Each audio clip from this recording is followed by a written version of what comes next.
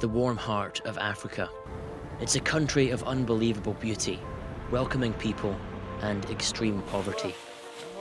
It's a former UK protectorate. And there are British soldiers here.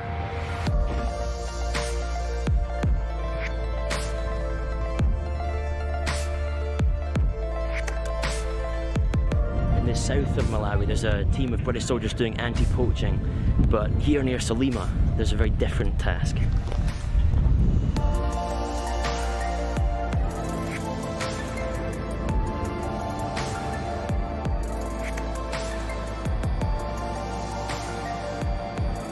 There's 19 British soldiers here to help train and mentor the Malawi Defence Force.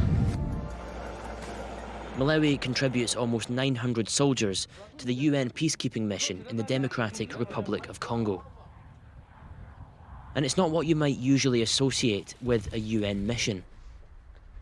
Increasingly, the blue UN helmet offers less protection or immunity than it used to. So that means that on some UN peacekeeping missions, soldiers are fighting in real violent engagements. We realized that we did not have enough capacity to all of a sudden shift from a traditional peacekeeping and go into an offensive force intervention brigade. So Malawi government did request the British government to have a team from the United Kingdom to train our troops, looking at your previous experiences in other peace support operations. So why the Democratic Republic of Congo? Who will they be fighting, and why is Britain involved? The DRC's history is dark. It's been exploited and taken advantage of since the colonial era. The Second Congo War between 1998 and 2003 is even known by some as Africa's World War. Why has there been so much fighting? There's no simple catch-all explanation. Greed, race, outside intervention, resources. The Democratic Republic of Congo is one of the biggest countries in Africa, as large as Western Europe. It's also one of the poorest countries in the world. And it's resource-rich.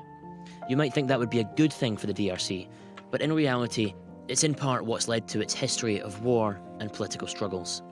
There's been an ongoing conflict or war in the DRC since 2004, and throw into the mix Ebola, and that's the situation that the Malawi Defence Force soldiers are going into in August. And the conditions that they're living in are incredibly tough and challenging. At the moment, not only are they trying to deal with peace support operations in an incredibly challenging environment, but they're also trying to do that based at the epicenter of the second largest outbreak of Ebola in history. So they're essentially conducting operations with their hands tied behind their back. This latest fighting is known as the Kivu conflict. The UN has a 21,000-strong force in the area, the largest peacekeeping mission currently in operation. There's thought to be 134 armed groups active in North and South Kivu. It's a complex theatre where the task of keeping peace is difficult, maybe impossible.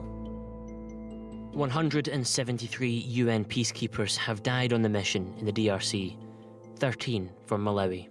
It's just an incredibly complex scenario that the guys are trying to deal with, and the sort of things the guys are going out and dealing with are sort of fighting patrols against an enemy who has intentions to ambush them, to use human shields.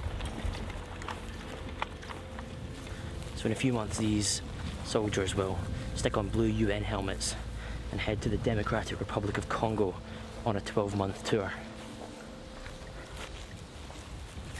In this training serial, British soldiers are teaching jungle warfare, the lesson how to react when contacted and withdraw safely.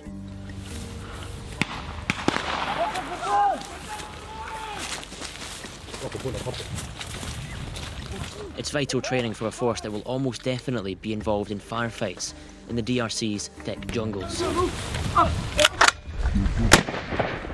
And it's training that's been life-saving in the past. We indeed had an unfortunate incident in DRC where we lost some soldiers and some troops went missing. But through the excellent training which the Gurkhas provided for that particular contingent on a jungle warfare, which for sure includes our navigations and etc., our troops were able to navigate effectively and go back to safe zones. The UN peacekeeping mission in the DRC has been authorised to use all necessary means to carry out its mandate. The job of peacekeepers there is to protect civilians, humanitarian personnel and human rights defenders under imminent threat of physical violence. That's why one of the main efforts in the DRC will be to engage with civilians and offer support for their problems. To be a group that can be approached, the only group that civilians can come to learn aren't a threat.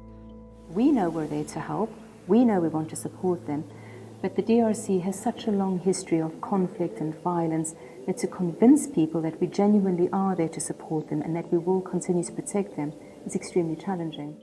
Civilians in the Kivu province of the DRC face huge problems: rape, gang rape, sexual slavery and mutilation. The only way to help these civilians in any way is by engagement. The whole point of having these engagement teams is that they take the time to build up relationships with the community.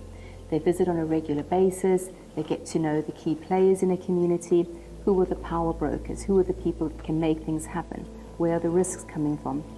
So by having engagement teams, it gives us the opportunity to reach into and build up relationships and gain trust from those communities that we're most trying to support. Okay, so back with the British forces in Malawi. They're focusing on getting more women into these engagement teams to help increase the likelihood of civilians coming forward in the DRC. It's an evolution of the female engagement teams that were used by NATO forces in Afghanistan. The female engagement team out here is really important to the Malawians because when they get deployed out there, there's really serious sexual abuse going on with males and females and children, juveniles. And this engagement team is the first engagement team to have mixed, so it's got males and females involved in it as well. So what does Britain get from all this?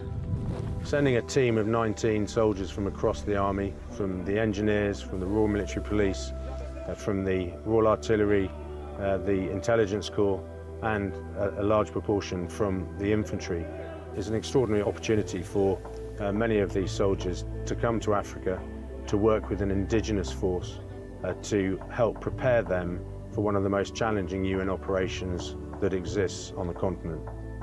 The DRC is not likely to become stable anytime soon, but the training the British Army provide here in Malawi is helping.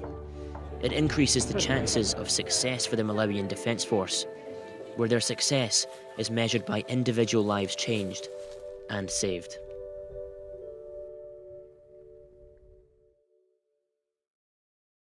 Thanks for watching. If you want to know more about what the British Armed Forces are doing in Malawi, then go to our website forces.net, the link is down below. And if you want to see more videos like this one, then be sure to subscribe.